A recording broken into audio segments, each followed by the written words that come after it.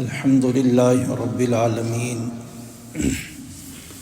والصلاة والسلام على سيد الأنبياء وعلى آله وصحبه وبارك وسلم تسليما أما بعد فأعوذ بالله من الشيطان الرجيم بسم الله الرحمن الرحيم وَلِلَّهِ عَلَى النَّاسِ حِجُّ الْبَيْتِ مَنِ اسْتَطَاعَ إِلَيْهِ سَبِيلًا وَمَنْ كَفَرَ فَإِنَّ اللَّهَ غَنِيٌّ عَنِ الْعَالَمِينَ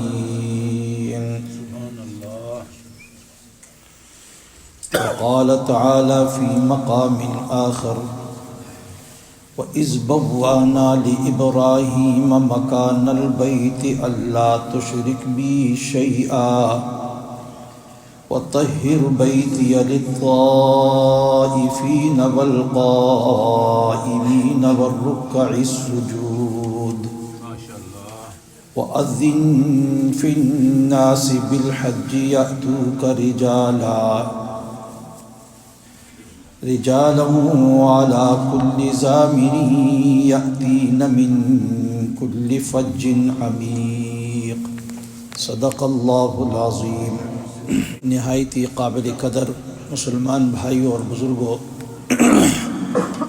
آپ حضرات کے سامنے یہ حج کے متعلق قرآن کریم کی آیات تلاوت کی ہیں۔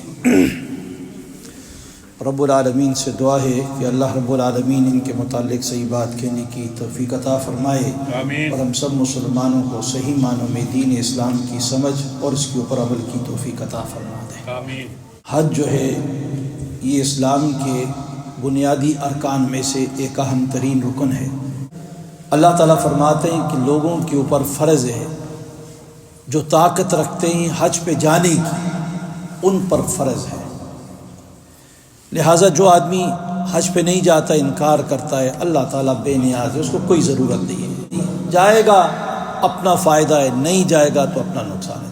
یاد رکھیے، علماء فرماتے ہیں، فقہا نے لکھا ہے کہ حج جو ہے یہ ہر بالغ مسلمان کے اوپر فرض ہے، آزاد بھی ہو، غلام نہ ہو، اور بالغ ہو، عاقل ہو، سمجھدار ہو، ان لوگوں کے اوپر حج فرض ہے۔ حج اس کے لیے لازم ہو جاتا ہے، وہ ضرور حج کے اوپر جائے، اور حج اگر نہیں کرے گا تو کل قیامت کے روز اللہ رب العالمین اس آدمی کو سزا دیتے ہیں۔ جس آدمی نے حج کا ارادہ کر لیا ہے اسے چاہیے کہ حج کے بارے میں علم حاصل کرے، علم کے بغیر حج کے اوپر نہ جائے، اس لیے کہ بسا اوقات ایسا ہوتا ہے کہ انسان جہالت کی وجہ سے ایسا کام کر لیتا ہے جس کی وجہ سے اس کا حج جو ہوتا ہے وہ ضائع ہو جاتا ہے۔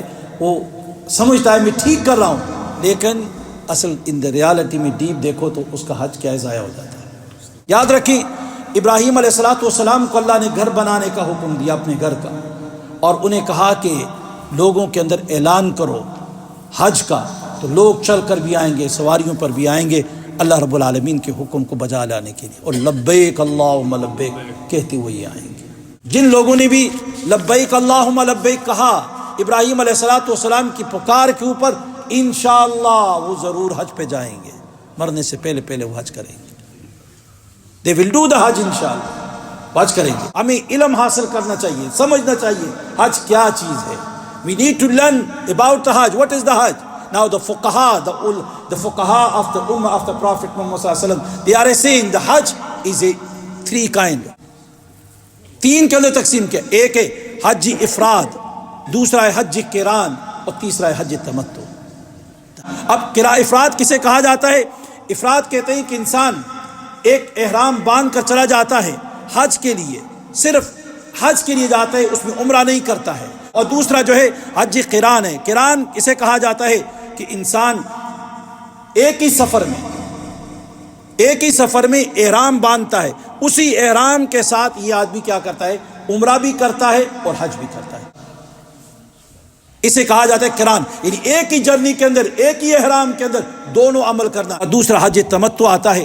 تمتع کہا جاتا ہے کہ انسان پہلے عمرے کا احرام باندھتا ہے، اور اس کے بعد وہاں عمرہ کر کے پھر حج کا احرام باندھ لیتا ہے 8 ذی الحجہ کو۔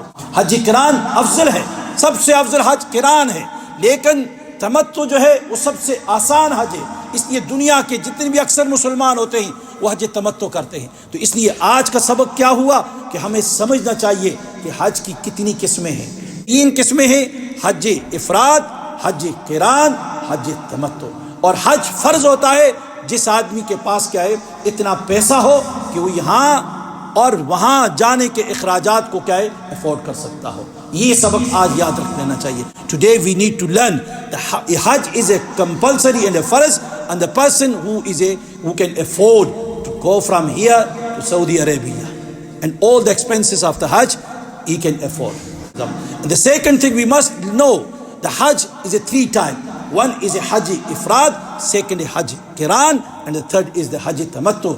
Best Hajj is a Hajj Qiran, and easiest Hajj is a Hajj Tamattu. May Allah give us tawfiq to do the Hajj in our life.